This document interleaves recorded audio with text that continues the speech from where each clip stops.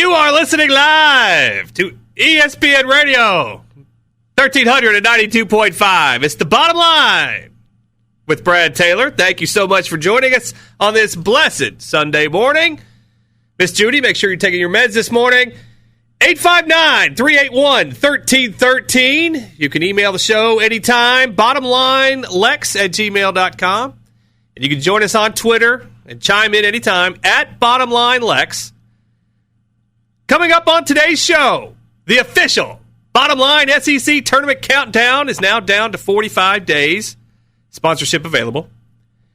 The NFL Conference Championship games are today, so we'll be getting you ready for that. And, of course, the most profitable segment in Lexington radio, coming off yet a very profitable week, which we will brag about ad nauseum later, our Mac Daddy Stogies, which will focus on the NFL today as we light up those victory cigars once again before the game's end. All this and much, much more on today's edition of, officially now, the fastest growing sports talk radio show in Lexington. But first, the Goose, Jack Givens.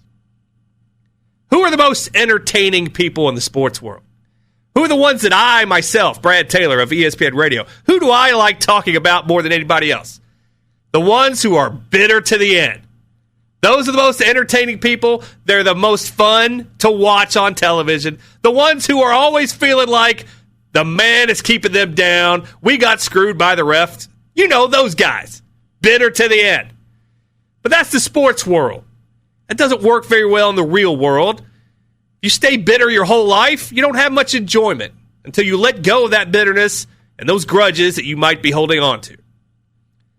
Doesn't seem like it, but Jack Givens hasn't put on a uniform for the University of Kentucky in 43 years. If that doesn't make some of us feel old, nothing will. But I went through a period over a decade when I didn't like Jack Givens very much. In fact, I couldn't stand the guy. And who calls a grown man Goose anyway? Seriously. It's like Mike Piazza once proclaiming he isn't going to call Larry Jones by the name everyone called him, Chipper Jones. But I digress. But I've always had a problem with Jack Givens, and I'll tell you why. No, it wasn't because I had Duke in the points in 1978. I didn't have action on the championship game until the next year. But everyone remembers Jack Givens' final game at Kentucky, when he scored 41 points in the 1978 national championship game against Duke. In fact, I remember the date of that game, March 27th, 1978. And how do I remember that date? Because March 27th is my birthday. So on March 27th, 1978, there was a little boy in Madison County, Kentucky, and his parents were having a little bit of birthday party for him. But nobody gave a rat's butt about my birthday that night because everybody was watching the Goose score 41 points to win the national championship. So yeah, I wasn't very happy that night. Supposed to be happy when you're a kid. It's your birthday, right? No, nobody paid attention to me. Everybody's watching that stupid basketball game. By the way, go back on YouTube and watch some of the highlights of that game. I'm serious. The Goose was hitting a bunch of wide-open 12-footers that were considered deep bombs back in those days. But no, I'm not bitter at all. Just go watch the tape. You'll see for yourself. So while the rest of the Big Blue Nation, they're all celebrating Jack Givens putting up 41 points and Kentucky winning a national championship that night, I wasn't very happy at all. Because the Goose got all the attention, not poor little Brad on his birthday. And I'm running around yelling, hey, watch me hit this shot on my Nerf basketball goal. Yeah, I was just bothering the grown-ups at that point who were telling me to leave them alone and get lost because they were watching their precious Goose. Everybody gathered to celebrate my birthday, using the term celebrate very loosely, but they actually just celebrated Kentucky winning the national championship. And then on the way out the door, they had to be reminded why they were there in the first place. Oh, yeah. Happy birthday, Brad. Hope you enjoyed watching the game. So that night, Jack Givens made the list in my little world. So for years, every time I heard the name Jack Givens, when I heard his name mentioned, I got upset. Nobody else did, but I did. I didn't care that he got 41 points that night, and that's all you ever hear about him. That'll be the second paragraph in his obituary. 41 points in the national championship game in 1978. I only cared that he ruined my birthday party when I was 8 years old. So while everybody I knew loved him, I didn't love him at all. For 12 years, from 1978 to 1990, Jack Givens was at the top of my list as the most reviled sports figure I knew, which is hard to believe because you can't find anyone in the sports world that ever has one bad thing to say about Jack Givens. You can't find anybody. He's that nice a guy. Flash forward to 1990. I'm a kid who just moved to Atlanta. I don't have any money, but I'm all about meeting people. Here I am, kid growing up on a farm in Madison County. Now I'm in the big city. Now I'm in Atlanta. Got to meet some people. So I meet a girl, and she agreed to hang out with me. Oh, I know, it's shocking. I was shocked too. But I was honest with her. I was on a budget. I couldn't afford to go to some fancy restaurant, some big high-class night on the town down in the ATL. And she was as nice as anyone could be and saying, that's okay. Why don't we just go down to the airport, people watch, and make fun of people? Whoa, that's right up my alley. So we went down to the subway. We went to the MARTA station. We got our tokens, and we rode all the way down to the Atlanta airport. And, of course, that was over a decade before 9/11.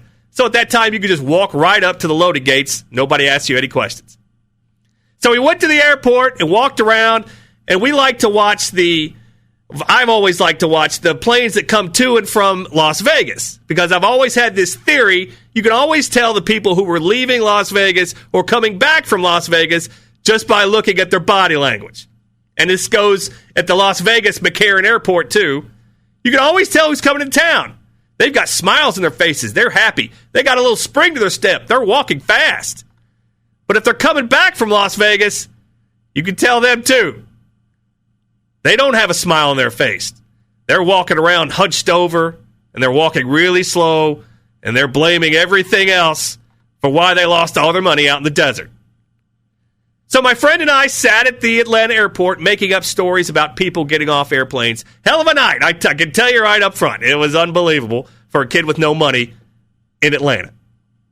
But as we were walking through that airport, I see Jack Givens walking right towards me. And unfortunately for me, I happen to be wearing a black Kentucky hat for some reason. Everybody that knows me now, I always wear hats. I got an early start. But of course, I have to wear them now because I'm bald. I can't get my head out in the sun. But I'm always wearing a Kentucky hat that night. And as Jack Givens and I were walking past each other in the airport, I'm trying to avoid the eye contact, but the Goose stops me. He sees my hat. Hey, are you from Kentucky, he says. Oh, yes, sir. And you're Jack Givens. That's what I said. So I'm expecting some grandstanding or something to make himself look good, but he couldn't have been nicer.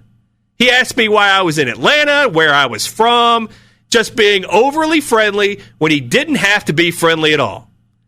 And I'm just sitting there being nice, but I'm still bitter. I'm still remembering that night over 12 years earlier when he ruined my birthday, but I didn't say a word about that. I'm still holding that grudge. And as we all know, when you hold a grudge against someone, whether the reasons are valid or stupid, and mine was obviously stupid, the only reason that someone gets hurt in a situation like that, the only person who gets hurt is the one who holds the grudge, not the one who has the grudge against them. So as the Goose walked away from me, I'm muttering to myself, look at this guy, trying to make up for that night. He ruined my birthday, blah, blah, blah, blah, blah. Yeah, whatever. And I was ready to keep walking until the girl I was with said, wow, what a nice guy he was. And he was a star basketball player too? And he stopped you to talk to you only because you're wearing that hat? Wow, you Kentucky people really stick together. Both of you were so nice to each other. Wow, that's very impressive. So at that moment, the girl I was with saw me a little differently. And if Jack Givens could help me score with the ladies of the ATL, he might not be such a bad guy after all. So at that very moment, he was forgiven. And maybe the big guy upstairs was teaching me a lesson about holding silly grudges. A lesson I learned in the real world, but still love watching in the sports world. So flash forward to yesterday, when Jack Givens is the bearer of really bad news for the Big Blue Nation. The Goose was on that BBN Tonight show. By the way, I see there's an opening for a co-host on that show next to my old friend Keith Farmer. I can't understand for the world why they haven't called me yet. I have no idea why. That's another story for another day. Don't answer that question because I don't want to hear the answer. Anyway, Jack Givens was on that show yesterday and proclaimed that he would be 100% surprised if there is an SEC tournament played at all this season. Uh-oh. Wait a minute. Kentucky, coming off a win yesterday to make them 5-9 on the season, they need that tournament if they have any chance of making the SEC tournament. It's absolutely essential because there's no other way it'll happen. And now you're telling me from the Goose's mouth himself that there isn't going to be an SEC tournament? Well, now you're just selling me a bill of goods, Goose. How can this team, not sitting in a position to make the tournament, they're sitting at 5-9, 4-3 in the SEC, and Joe Lunardi doesn't have this team within miles of making the NCAA tournament at the moment. How can this team make that tournament without winning the SEC tournament? They can't. And now you're telling me that the only path to the tournament has just been closed because of the COVID? Well, there goes the season. So leave it to the Goose to ruin Kentucky's night, just like he ruined my birthday in 1978. And he ruined Kentucky's win over LSU last night, a game in which Kentucky actually played well. Other than the point guards, Mintz and Askew, everybody on the team played very well. And the buzz, of course, now, Brandon B.J. Boston. He's back. He's back in the first round of the NBA draft. Well, let's see it over a month, not a week. The most efficient player on the floor actually was Lance Ware, finally playing in a role he fits in. 17 minutes, 7 points, perfect shooting. The magic number for Kentucky this year, 65. When they score more than 65, they're 5-0. When they score less than 65, they're 0-9. Easy math, right? But of course, Calipari fends off those in the Big Blue Nation calling for his job, at least until Tuesday night. And we'll get to that game in just a minute. But last night's win for Kentucky could be put on the LSU coach Will Wade, who came out with a full court press on Kentucky to start the game, a decision that immediately backfired. In the first 10 minutes of the game, when LSU was pressing full court, Kentucky outscored them by 13 points. When Will Wade called off the full court press the last 30 minutes of the game, both teams played evenly. So Will Wade gets all the blame for that one. By the way, how is Will Wade still coaching? Seriously. They have tapes of him admitting his guilt and making deals. How is he still there? It's incredible, but I digress. But of course, the most entertaining part of the Kentucky season hasn't been anything on the court. It's been Calipari's press conferences after the games. Last night, he gave us one gem. Even in a win, he dropped one that we can remember. Cal said he didn't even look at the scoreboard in the first half because he wasn't paying attention to the score. Uh-huh. Do you really believe that? I don't for a minute. But we're not a show about looking back and telling you what happened. We don't want to insult your intelligence. Anybody can sit there and tell you what happened. Let's tell you what's going to happen. If we were that show, we'd still be talking about Georgia and Kentucky and a game that Kentucky blew earlier last week when they were favored to win out in the desert and had a lead late in the game. That's a game they're going to regret for a long time, especially if they don't make the NCAA tournament. But we're a show of telling you what's going to happen because we're fortune tellers in sports talk radio right now. We don't need to tell you everything that happened last night, or we'd sit here and talk about Jimmy Dykes taking off his shirt on national television, and I don't think anybody wants to hear about that. Kentucky has two humongous games this week. If they win them both, which we don't think they will, the season changes immediately on a dime. Tuesday night, Kentucky travels to Alabama. Alabama ranked number 18 in the AP poll, and more importantly to us, number 10 in the Ken Pomeroy ratings. Nate Oates, a guy we like because he called out Coach K earlier this season. We'll have more on that guy later, too. When Nate Oates is an SEC home favorite, you don't really see much of a difference out in the desert. He's 6-6 against the point spread. John Calipari is an SEC road dog. It's not good. When he's expected to lose, he loses. He's 7-13 against the spread when he's a road underdog in the SEC, including losing by 7 as a 3-point underdog to Auburn 8 days ago. Ken Pomeroy says Alabama will win this game 76-67. Heck, Alabama won right across the street here in Lexington by 20 points earlier this month. Why can't they win by 40 down in Tuscaloosa? Okay, that's crazy talk. But Alabama will be a solid favorite in this game. And if I had to pick a line right now, I'd say Alabama will be anywhere from a 6 to an 8-point favorite in this game. But that's just a precursor to next Saturday. The SEC Big Ten Classic, whatever it's called now, when the Texas Longhorns come to town, coached by Shaka Smart himself. Texas is ranked number 5 in the AP poll, number 8 in the Ken Pomeroy ratings. Shaka Smart, when he's a road favorite in non-conference games while at Texas, he's only 1-3 against the spread, losing to straight-up powerhouses like Georgia, Providence, and VCU, a team he once coached. But he hasn't been a favorite on the road in a non-conference game in 3 years. Of course, John Calipari, he's never been a non-conference home dog except for one time. December of 2013 against Louisville.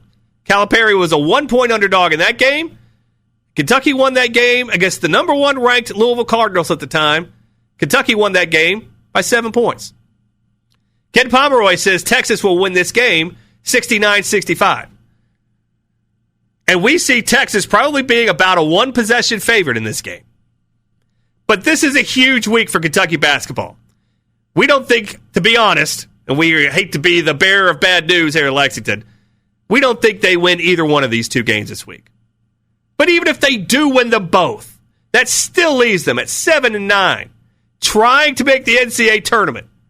But now, with our official bottom line countdown to the SEC tournament down to 45 days, sponsorship available, that countdown is now in jeopardy due to the COVID writing on the wall. And leave it to an old enemy who was eventually forgiven for his kindness and helping me with the ladies down in the ATL, Jack Givens, the Goose himself, to ruin the party for everyone once again, just like he did for me in 1978. Yeah, I lied. I'm still bitter to the end, especially at the Goose. And that's the bottom line. ESPN Radio 1300, 92.5. The bottom line with Brad Taylor coming up after the break. More college basketball. And, of course, the NFL playoffs are today. We'll have all the picks for that game in our Mac Daddy Stogies later in the show. But first, Whitetail Heaven Outfitters Outdoor Superstore. They opened on Black Friday to raving reviews. Their Christmas sale went off great, and they have all kinds of overstocked merchandise right now. Anything you have, equipment and apparel for the hunter and fisherman in your life. I was in there before Christmas. It's an amazing place, that virtual archery practice range. Unbelievable thing to watch as these people were practicing their archery right there in the store. They have tents outside, but those post-Black Friday and post-Christmas bargains are about to go away, so make sure to go see our friends at Whitetail Heaven Outfitters Outdoor Superstore, 3 miles south of Fayette Mall. That's the Whitetail Heaven Outfitters Outdoor Superstore. Make sure to tell them the bottom line sent you. Our unranked traps for the week, coming off a huge week, right after the break, here on ESPN Radio 1300 and 92.5. ESPN Radio 1300, 92.5. Bottom line with Brad Taylor. Thank you so much for listening to us this morning. We really appreciate it. Wherever you are, thank you for taking time out of your busy Sunday for us. The rest of the world of college basketball yesterday. Plenty of upsets to talk about. Oregon State was a 9.5-point favorite. They upset straight up number 21 Oregon. We're going to get to them in just a minute. By 11 points. So basically they won that game by 20. How many is that? 11? 20.5 points out in Las Vegas. Unbelievable that Oregon, with one of our favorite coaches, Dana Altman, would lose a game that badly when they're that favored at home. Oklahoma, unranked, beat number 9 Kansas yesterday, 75-68. Maryland was a 6-point underdog, and they won at number 17 Minnesota. Just like Stanford, a 6-point underdog, won at number 24 UCLA. Those were both upsets, both in the real world with the rankings and against the spread. Also, number 16 Virginia Tech and number 20 Clemson lost to Syracuse and Florida State, respectively. We'll talk more about those games in just a minute. But in case you haven't noticed this year, there's 2 college basketball teams right now absolutely head and shoulders above everyone else. Gonzaga, Baylor. And they're 2 different teams because Gonzaga always plays that tough non-conference schedule that you wouldn't believe they would play. And they did so again this year. They took down Kansas, Iowa, Virginia, all top teams. They beat all those teams by double digits, so they weren't messing around. But they have to play that tough non-conference schedule because between the months of January and March, they play in that West Coast Conference, which isn't exactly the Big East of 1985. So, yeah, they go into hiding from January 1st on. That's why Gonzaga has to play all those big teams early, and they routed them all this year. So they're right up there with Baylor, who has been the best team in America in the month of January, running through the Big 12, already 7-0 this month. So these are easily the 2 best teams in the country right now. Barring a major collapse, both will be number 1 seeds for the NCAA tournament. By the way, you're looking for a little bit of action on Gonzaga. They have 9 regular season games left, all in conference, so they're basically cupcake games, and the West Coast Conference tournament. So if you can find odds for it, and you can in faraway places, if you know what I mean, taking Gonzaga to finish the regular season undefeated isn't a bad proposition at all at this point. Baylor, yeah, they're going to lose. They play in a much tougher schedule. They play in a tougher conference. But Gonzaga may not lose.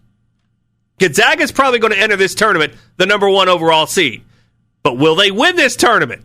Or will they disappoint in the tournament like they've seemed to have done every tournament for the last 20 years, except the first one when they were a Cinderella coming out of nowhere? Keep in mind, Villanova disappointed for many years in the tournament, and they finally won. Virginia disappointed for many years in the tournament, including losing in the first round one year as a number 1 seed. They finally won.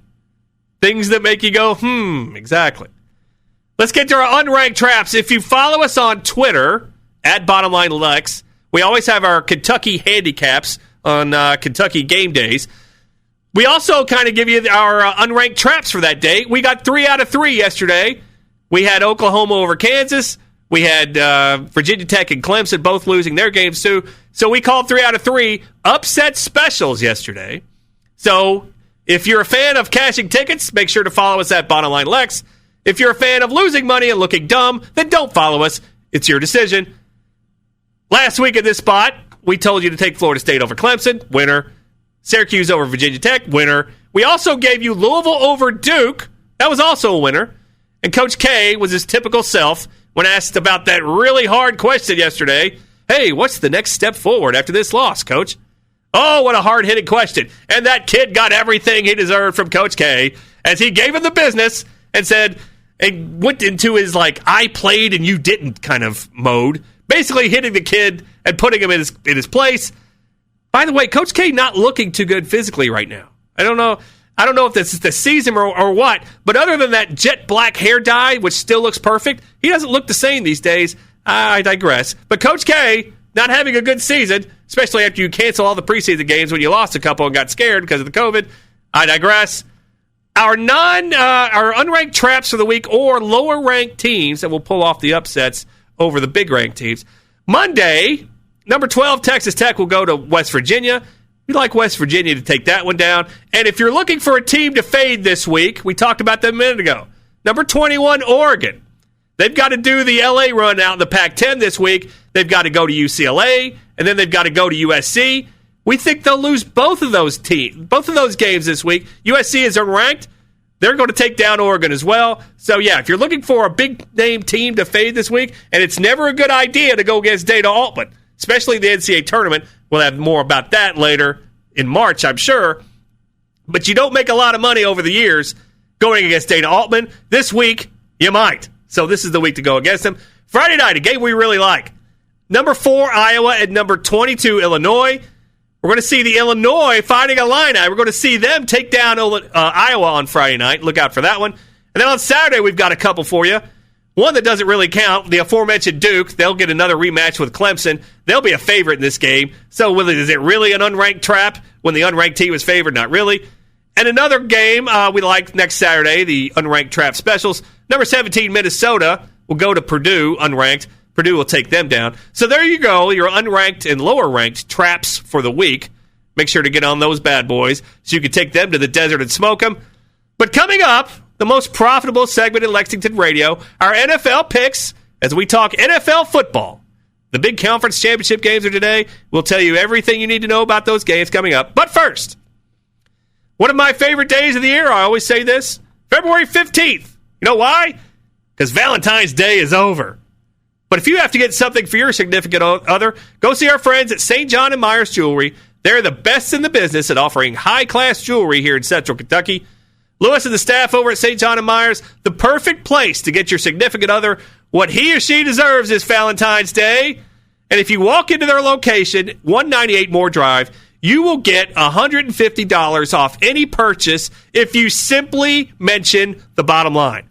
That's the easiest money you'll ever make. Walk in, say, the bottom line sent me, here's $150 in free merchandise. Well, not free, but you know what I'm saying.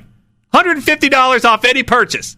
That's a great deal if there ever was one. So check out our friends at St. John and Myers Jewelry, stjohnandmyers.com, 198 Moore Drive, and make sure to tell them the bottom line sent you. Big bucks, no whammies after the break. Our Mac Daddy Stogie right here on ESPN Radio 1300 and 92.5. ESPN Radio 1300, 92.5. It's the bottom line with Brad Taylor. I got my headphones caught up in my hat here. What am I doing? Thank you for joining us on this Sunday morning as I get myself straightened out here. It's time, ladies and gentlemen, to talk NFL football. Today is one of the biggest days, if not the biggest day of the NFL season. The conference championship games and quarterbacks are really making a lot of news this offseason. News came out yesterday. Matthew Stafford requests a trade from the Lions. Oh, why wouldn't he? You're a little bit late about that. It's about time. Stafford's 16th all-time in NFL history in passing yards. I don't think you would have guessed that. I wouldn't have either. But have you ever considered him one of the top 5 quarterbacks in the NFL? Nope. Me neither. I was in Atlanta when Matthew Stafford was at Georgia, and they went into the 2008 season, University of Georgia, as the number 1 team in America. They had Matthew Stafford, A.J. Green, Bengals fans, you've heard of him. No Sean Moreno, who was the Heisman Trophy favorite when the season started. There's some names for you. That team went 10-3, but the Dog Nation down there in Georgia, they were not happy. Kind of like they're not happy here if you lose a game in basketball. If you go 38-1, they're not happy with the season. They were not happy with 10-3 down in Georgia for that year. Why? Expectations. Got your expectations up. Number 1 preseason team, 10-3, nope, it's not good enough. In fact, all 3 of those players that I mentioned before, Stafford, Green, Marino, they all left town after that season. But what people don't know about that team is Matthew Stafford wanted to come back to Athens for his senior year. But Mark Richt, another classic underachiever, the coach of Georgia at the time, basically told Stafford, why don't you just go to the NFL? We'll be okay. Just take off. And Matthew Stafford was very serious with his girlfriend at the time, another UGA student who he wound up marrying, but he wanted to come back to Georgia. And Mark Richt basically said, that's okay. Well, we're not going to let you come back. And then, of course, they said, well, you'll be a number 1 pick. You can't come back. Well, that works in basketball. Not so much in football. That should tell you everything you need to know about Stafford right there. I've heard everything about him going to New England. I've heard every place about where he might end up. But I don't know why you'd want him instead of Deshaun Watson, who also requested a trade out of the train wreck that is Houston this week. There aren't 3 quarterbacks in the league right now better than Deshaun Watson. I'm here to tell you. In fact, he was 3rd in the Pro Football Focus player grades for the season, behind Aaron Rodgers and Tom Brady, who we'll be talking about momentarily. Not bad for a guy in a 4-12 team, but that's neither here nor there. And since Watson has a no-trade clause, he can basically list the teams he wants to go to. Number 1 on his list, the Jets. Number 2, the Dolphins. Why would you want to go to those two teams? What is he thinking? Those are the best choices you can come up with? Well, if my team just interviewed Josh McCown for their head coaching position, by the way, Josh McCown was actually on the roster this year. I'm not so sure Houston has a clue what they're doing. No wonder Watson wants out. Why don't they just hire Eric Bieniemy from Kansas City?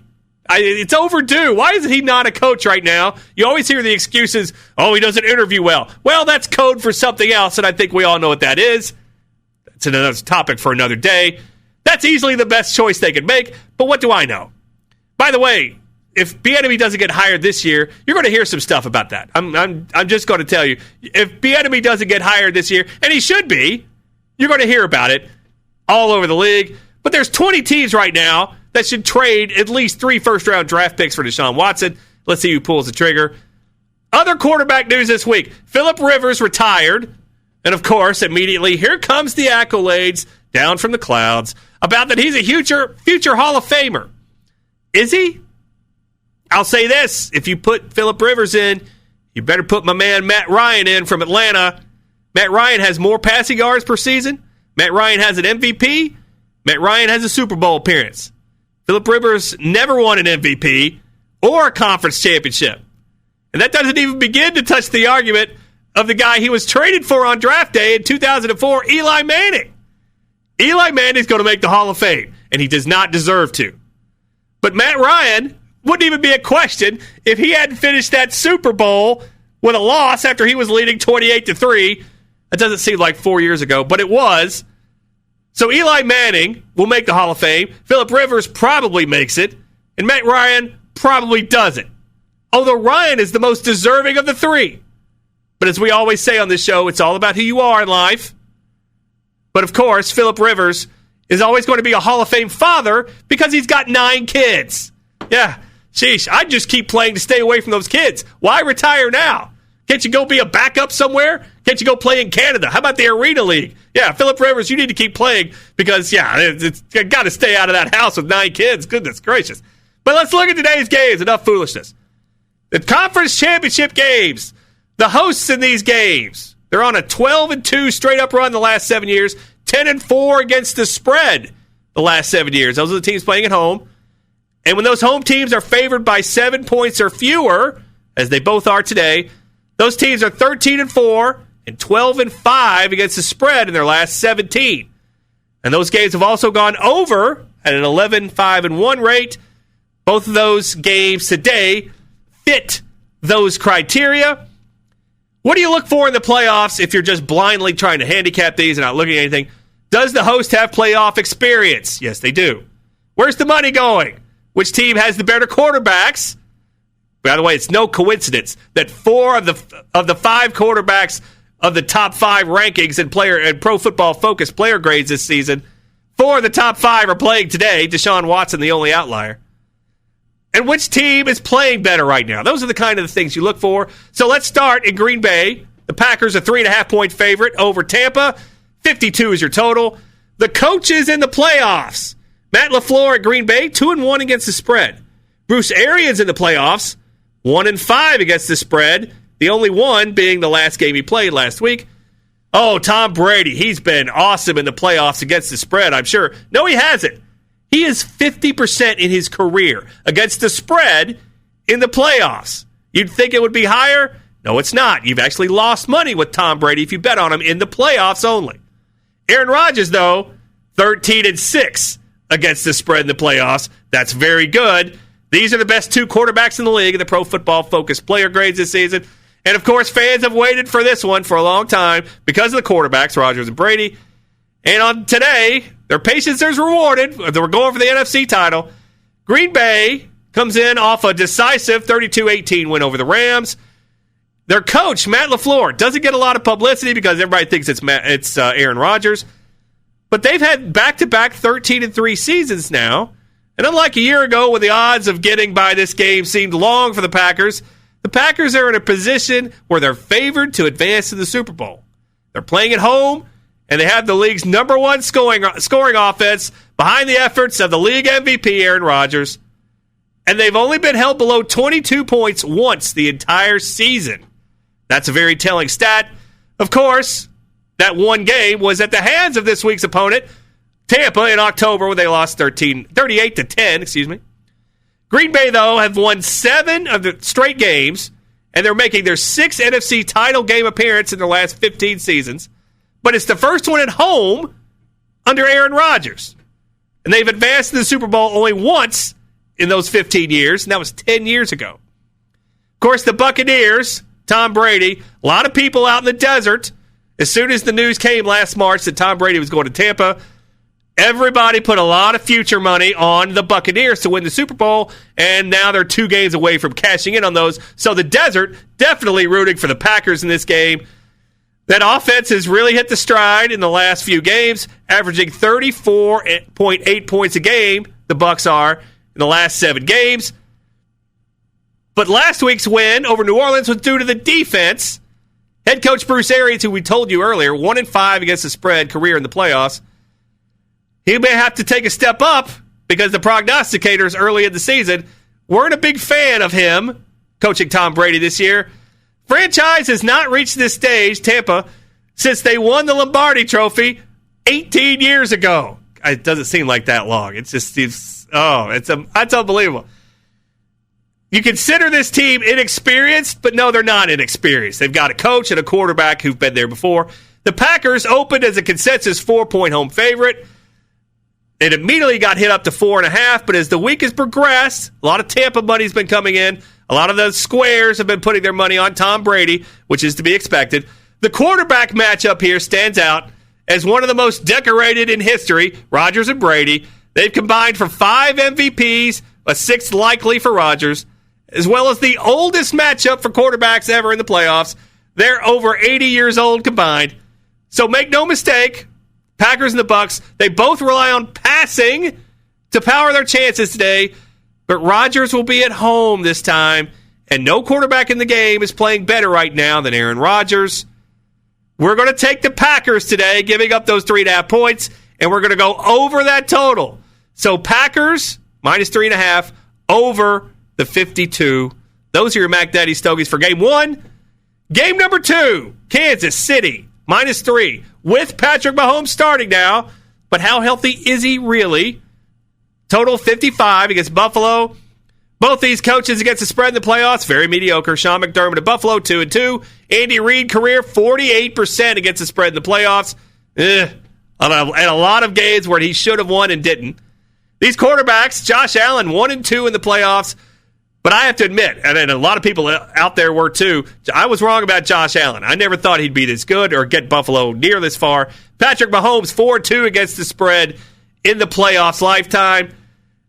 It's tough to see these games, these teams, having the same type of game they had back earlier in the season, because those of you thinking that it'll be a romp for the Chiefs because of Kansas City's 26-17 win at Buffalo back in Week 6, well, the Bills actually have a better point differential this season.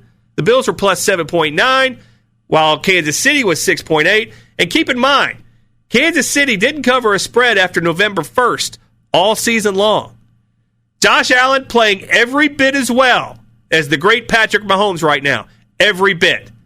And right now, with a quarterback rating of 81.5 in the second half of the season, he was better than Patrick Mahomes at 80.6. So at full strength, both teams, this is a surprisingly even matchup. And if you're wondering about injuries in this game, Clyde Edwards-Helaire for the Chiefs looks like he's going to be playing. He's probable at this moment. They had him questionable earlier this week. The Chiefs opened a consensus 2.5-point favorite, but that was mainly on the Patrick Mahomes doubt. There were some places in faraway places that had the Bills as a favorite, assuming that Patrick Mahomes was not playing and Chad Henne was playing. So that should tell you the odds makers put that much value, a touchdown value in Patrick Mahomes. If Patrick Mahomes was not playing today, Buffalo would be a field goal favorite in this game at Kansas City. That should tell you everything you need to know. Our trend for this game, and we've played this throughout the playoffs, the high winds, and there's going to be high winds in Kansas City again today, just like it was last week. When the wind speed is 10 or above, we like playing unders in these games, whether it's the postseason or the regular season. That hits 58% of the time in the last 15 years. So the teams we like today, Buffalo in this one. Give us Josh Allen. You're going to give us 3 and a quarterback that may or may not be 100% healthy and Patrick Mahomes? We'll take Buffalo. Their one shining moment today, and we'll go under the 55 due to the weather. So there you have it, ladies and gentlemen, our Mac Daddy Stogies for the NFL playoffs today. Take Green Bay, giving up the 3.5, go over the 52, and take Buffalo, getting those points, and go under the 55. Those are your Mac Daddy Stogies for the week. Make sure to take those bad boys to the desert and smoke them. And as always, we make sure to tell you, may the winners be yours today. Coming up after the break, we'll see if Angelo's around. We'll preview the Angelo show and get you ready for the day on ESPN Radio. And, of course, we'll talk about some quick hitters on our own in the baseball world. Yes, there's baseball hot stove stuff going on right now. But first, Clark's Auto Service. Clark'sAutoLexington.com. Bill Clark, Ethan Hall, and our friends out at Clark's Auto Service. I told you last week when it was really cold driving in here and it was snowing outside. It was looking like one of those Hallmark Christmas movies. We said my car was as toasty as could be. I had to turn the heat off when it was snowing because it was so warm in my car because they fixed the heat in my car. So, yes, Clark's Auto Service, the best in the business. I've relied on them, and they have come through like the champions that they are. Make sure to check them out, Clark'sAutoLexington.com, and make sure to tell them the bottom line sent you. Some quick hitters, and we'll get you ready for the day on ESPN Radio right after this, here on ESPN Radio 1300, 92.5. ESPN Radio 1300, 92.5. Bottom line with Brad Taylor. We thank you so much for joining us on this Sunday morning. May the winners be yours in the NFL playoffs today. Boy, do we have some breaking big news for you regarding the NCAA tournament here on ESPN Radio 1300, 92.5. The powers that be have gone against better judgment, and they are giving the bottom line a special bracketology spectacular. And that'll be airing on the Tuesday after Selection Sunday. I'm not sure what date that is, but whenever the brackets come out on that Sunday, that Tuesday, we'll be on with our good friend John Clay of the Lexington Herald-Leader, and we will be talking about the brackets. A bracketology spectacular is what we're calling it. It's officially named the Bottom Line Bracketology Spectacular. It'll be airing that Tuesday after the brackets come out on that Sunday. Huge news. I don't know why they gave us that show, but apparently they want to hear us talking about the brackets. Then who doesn't want to hear us talking about the brackets? Because that's what we're all about here on ESPN Radio. Wall-to-wall, gavel-to-gavel coverage of the NCAA tournament coming in March, whether Kentucky makes it or not. So fear not, because we know you're going to be sitting at your desk saying, hey, where can I listen to the tournament? ESPN Radio, every single game. You're going to have that this year. But make sure to look forward to our Bracketology Spectacular coming up the Tuesday after brackets are announced on Sunday. John Clay of the Herald-Leader will join me, Brad Taylor. We'll go toe-to-toe, believe me. We've done this before. We never agree on anything. That's the reason why they gave us the show. So, yes, we're looking forward to that one. Today on ESPN Radio, it's football. 2 o'clock, Tampa Bay against Green Bay. The Bay of Pigs, as Pete Axtell used to call it, if you remember that back that far. And, of course, at 6:15, Buffalo and Kansas City. And after today, we will know the 2 teams that will be in the Super Bowl 2 weeks from today. We do have some baseball news. We are the voice of the Reds here on ESPN Radio 1300, 92.5. And there's been buzz about Luis Castillo getting traded to the Yankees for apparently magic beads. The Reds asked for Gleyber Torres. The Yankees said, no, that's not. Of course, these talks have died down a bit right now. But if you're the Reds, why would you want to trade this? The last time you traded a nice pitcher to the Yankees, it was Aroldis Chapman. And you got 4 guys back in that deal. Oh, congratulations. Where are those 4 guys today? They're all out on the streets because none of them are playing in the major leagues, while Aroldis Chapman is still closing games for the Yankees. Great trade you made there, Reds. That's why the guy who made that trade is no longer with the organization. That's neither here nor there. But yes, don't be trading Luis Castillo for magic beads. He is a Cy Young candidate this year. I don't understand. A trade like this would be right up there with Aroldis Chapman and right behind trading Frank Robinson in his prime for magic beads.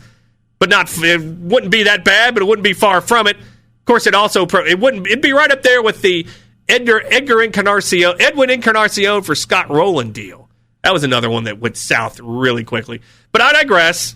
But more Reds pitching news. Trevor Bauer, he's a free agent. but the Reds have no chance to sign him. Yeah, of course they don't. Bauer has two things that he can do really well in this world: throw a baseball and piss people off. That's why he's not with the Reds. He'll be going to a big market team, Yankees, Dodgers, something like that. But that's all the time we have for today. Make sure to listen to the Angelo Show coming up after the top of the hour. You can follow us on Twitter at BottomLineLex. We have picks for all our games all the time, especially on UK game days. Make sure to email anytime, bottomlinelex@gmail.com. And as always, we appreciate you listening. And until the next time, as always, may the winners be yours.